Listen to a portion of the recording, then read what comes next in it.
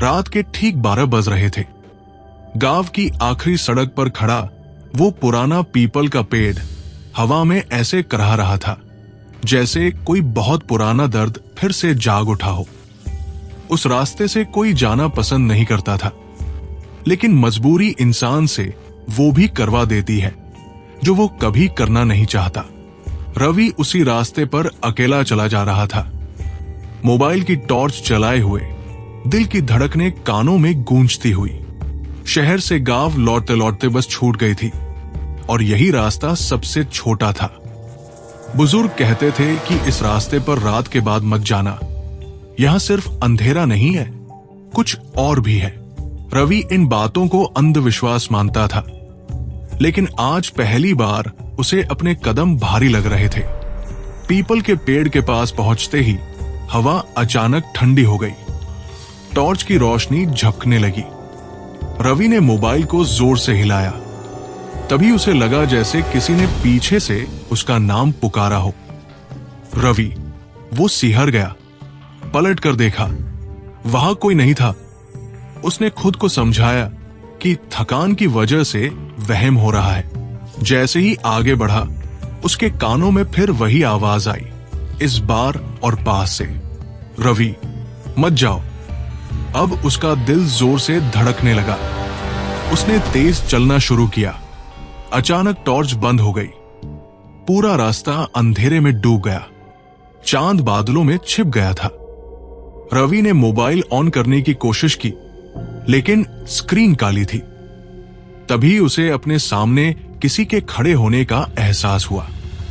अंधेरे में एक धुंधली सी आकृति, लंबे बाल, झुका हुआ सिर और पैरों की जगह जमीन को छूती हुई धुंध। कौन है? रवि की आवाज कांप रही थी। आकृति ने धीरे धीरे सिर उठाया। चेहरा आधा जला हुआ, आंखों में खालीपन और होठों पर अजीब सी मुस्कान। मैं वही हूं जिसे तुम भूल चुके हो। रवि की यादों में एक तस्वीर उभरी, 10 साल पहले की। वही रास्ता, वही पीपल का पेड़ और एक लड़की जो उसकी वजह से इस दुनिया से चली गई थी। उसका नाम था मीरा। मीरा उसी गांव की थी, शांत, कम बोलने वाली, लेकिन आंखों में बहुत कुछ कह जाने वाली। रवि और मीरा बचपन के दोस्त थे। समय के साथ दोस्ती प्यार में बदल गई, लेकिन समाज को यह मंजूर नहीं था। जाति, इज्जत और डर ने सब कुछ तबाह कर दिया। एक रात मीरा रोती हुई इसी रास्ते पर रवि से मिलने आई थी। उसने कहा था कि वो अब और सहन नहीं कर सकती। रवि ने उसे समझाने की कोशिश की, लेकिन डर के कारण उसके साथ जाने से मना कर दिया।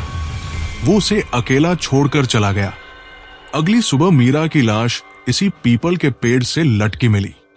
रवि ने शहर भागकर अपनी जिंदगी बना ली, लेकिन वो रात, वो चेहरा कभी उसका पीछा नहीं छोड़ पाए। अब वही चेहरा उसके सामने था। तुमने कहा था तुम लौटोगे। मीरा की आवाज हवा में गूंज रही थी। तुमने कहा था तुम मेरा साथ दोगे। रवि के पैर जवाब दे चुके थे। वो जमीन पर गिर पड़ा। मुझे माफ कर दो मीरा, मैं डर गया था, वो रोते हुए बोला। मीरा धीरे धीरे उसके पास आई।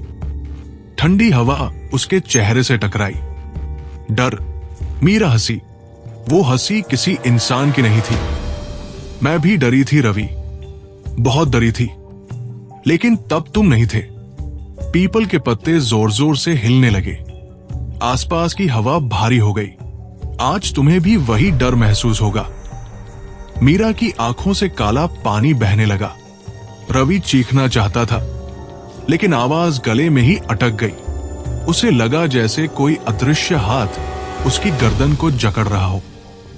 उसकी सांसें टूटने लगी। मीरा, प्लीज।